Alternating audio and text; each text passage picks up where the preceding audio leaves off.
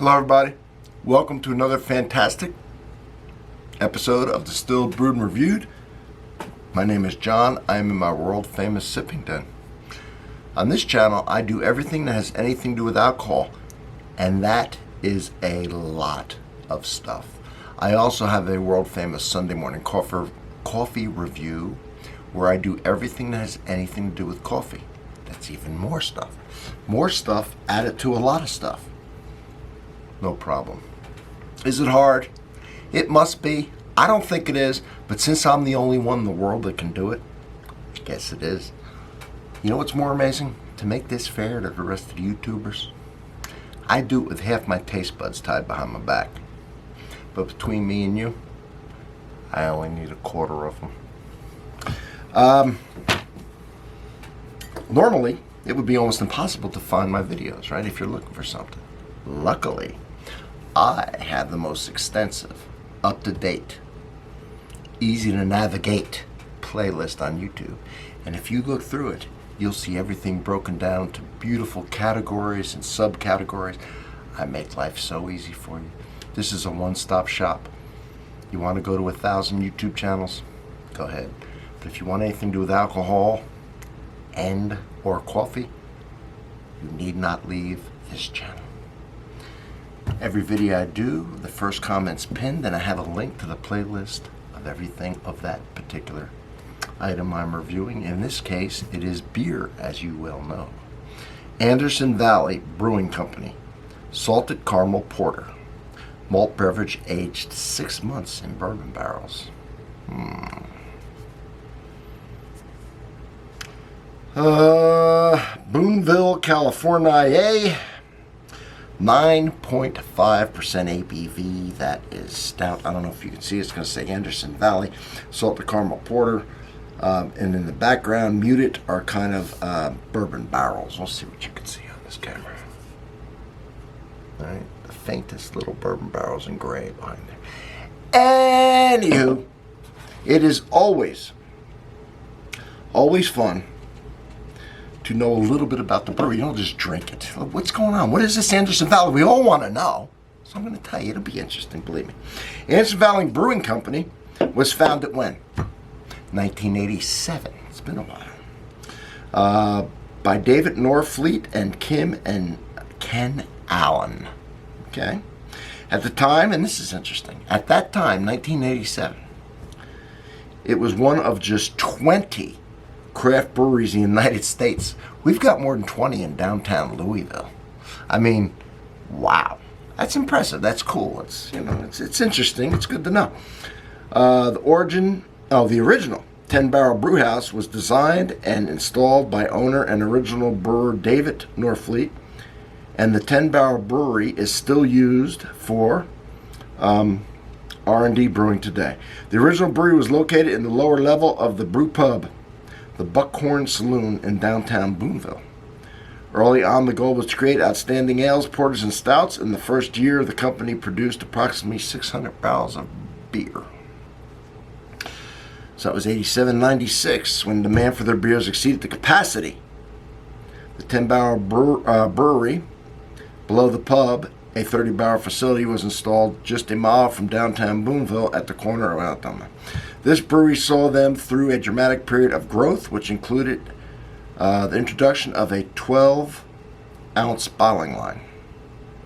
By 98, right, now we're into 98, it was 87, now we're into 98, production had reached 15,000 barrels a year, and now they were constructing a 3-story Bavarian-style brew house. 2 vintage brew houses were installed, a 100-barrel and a 85-barrel.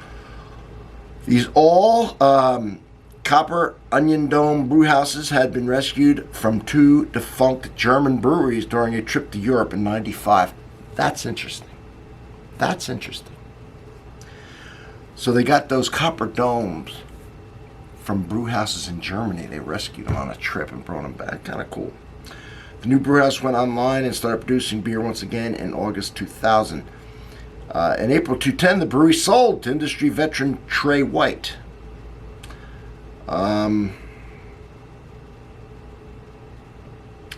And then it says here, in 2016, the brewery produce 55,000 of beer a year, 55,000 barrels. In December 2019, it sold again to the McGee family. All right. And then it says beers. Let's just see if this salted caramel is there. No, we'll find out. We'll do that right here together. All right, here it is. So I saw salted caramel porter, and then I read it and said aged 6 months in bourbon barrels, and it was sold. Couldn't resist it at that point. I was going to get it even if it wasn't in the bourbon barrels, right? Salted caramel. Then bourbon barrels. Come on. Come on. Probably because I saw they did another beer that was finished in Wild Turkey.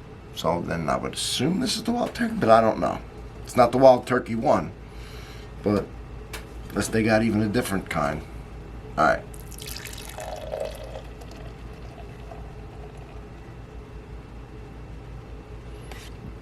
Is there any sediment, i.e. flavor?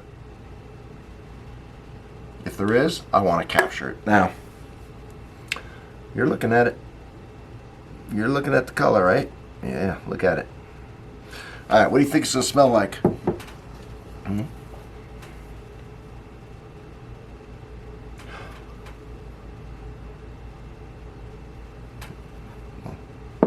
Remember, it's got bourbon.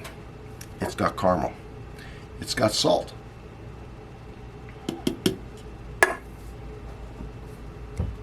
It's got malt. It ain't my fault. No, I'm getting ridiculous.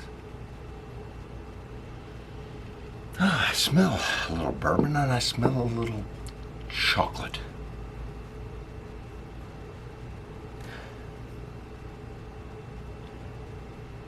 Yeah, cocoa and bourbon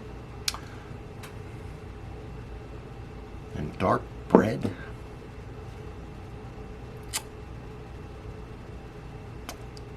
I'm smelling caramel. Don't really smell any barrel. That's part of the bourbon all mixed in. Let's give her a taste. I know the bourbon imparted some flavor and some stuff because of the ABV. And anytime they put them in barrels, it always seems to raise it a few points on the old ABV scale.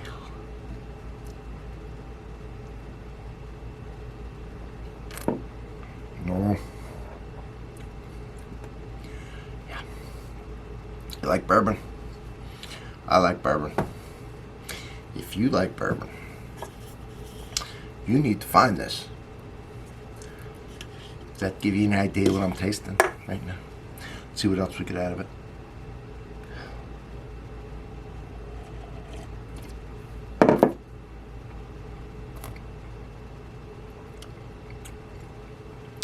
It's like a little bit of the Atlantic Ocean and a pinch of the Pacific salt. They're different.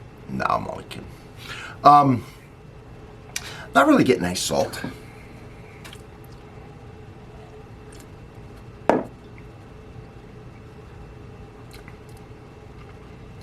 I don't know, maybe I am, I'm not sure. I have so much salt that unless it's really salty, I don't even taste it. I like salt. But there might be a kiss of salt. Definitely bourbon barrel. Bourbon, the barrel, and yeah.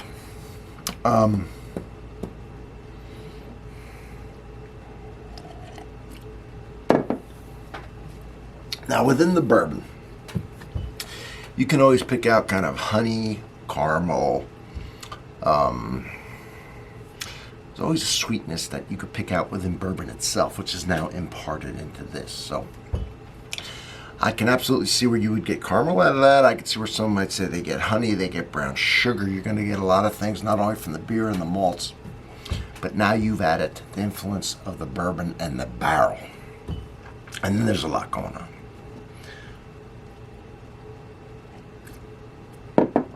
Nice mouthfeel to it. I guess that's a big part of the ABV being so high. It's medium plus on the viscosity. So I like it. Very high ABV, lot going on, very tasty. I think they've done a fine job. I would love to go to this brew house. I'm not going to go out all the way to California just to go to the brew house, but if I am out there for whatever reason, I would definitely not miss this place. I used to go out every year and do the and do wine tastings, but I haven't been out there in a while, and since COVID, I don't really have an interest until everything's done. Right, I just want to be left alone. And if I can't enjoy myself and I got to go through a bunch of restrictions, I'd rather just sit here in the sipping den.